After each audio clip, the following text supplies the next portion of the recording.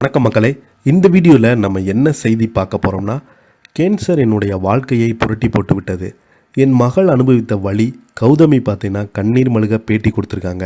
அந்த பேட்டி இணையதளத்தில் அதிகமாக வைரல் ஆகிட்டு வருது. வாங்க என்ன தகவல் என்ன செய்தின்னு இந்த வீடியோவில் விரிவாக பார்க்கலாம். அதுக்கு முன்னாடி முதன்முறையாக நம்ம சேனலை ஃபஸ்ட் டைம் பார்க்குறீங்கன்னா சப்ஸ்கிரைப் பண்ணாதவங்களாம் சப்ஸ்கிரைப் பண்ணிக்கோங்க. பெல் பட்டன்ஸ் மூலமிக்கி நம்ம சேனலோட நோட்டிஃபிகேஷனை எனபிள் பண்ணிக்கோங்க. நாங்கள் போடுற வீடியோ எல்லாமே உங்களுக்கு உடனுக்குடனே வந்து சேரும். வாங்க என்ன தகவல்னு பார்க்கலாம்.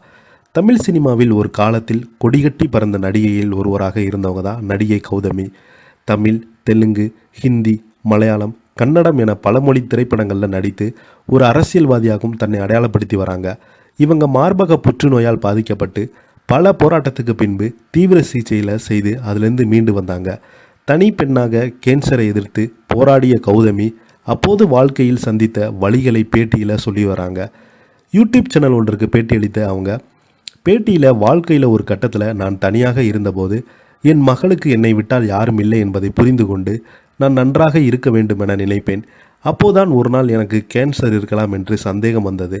அதைத் தொடர்ந்து நானே என்னை சுய பரிசோதனை செய்து கொண்டு அப்போது நான் எனக்கும் கட்டியிருப்பது தெரிய வந்தது. மருத்துவரிடம் சென்று பரிசோதித்த போது அது கேன்சர் கட்டி என்று தெரிய வந்தது. அதன் பின்பு சிகிச்சை எடுக்க தொடங்கினாங்க. அந்த வாழ்க்கை மிகவும் மோசமானதாக இருந்தாலும் என் மகளுக்காக நான் அனைத்துமே செய்ய வேண்டிய கட்டாயத்தில் இருந்தேன். வாழ்க்கையில் நம்முடன் யார் இருக்கிறாங்களோ யார் போகிறார்களோ என்பதை பற்றி பார்க்காமல் எல்லாம் கவலைப்பட எனக்கு நேரமில்லை. அந்த நேரத்தில் தான் என் மனதில் ஓடிக்கொண்டிருந்த ஒரே விஷயம், என் மகளுக்காக நான் இல்லை என்றால் என் மகளுக்கு வேறு யாரும் இருக்கப் போவதில்லை என்பது எனக்கு தெரிந்தது. நான் கேன்சரை எதிர்த்து போராடி வந்தேன். அந்த காலகட்டத்தில் ஒவ்வொரு விஷயத்தையும் என்னுடைய மகளுக்காக நான் சொல்லி நான் வளர்த்தேன். அம்மாவிற்கு ஒரு கட்டி வந்திருக்கிறது, அது கேன்சர். அதற்காக அம்மா சிகிச்சை எடுக்கப் போகிறேன்.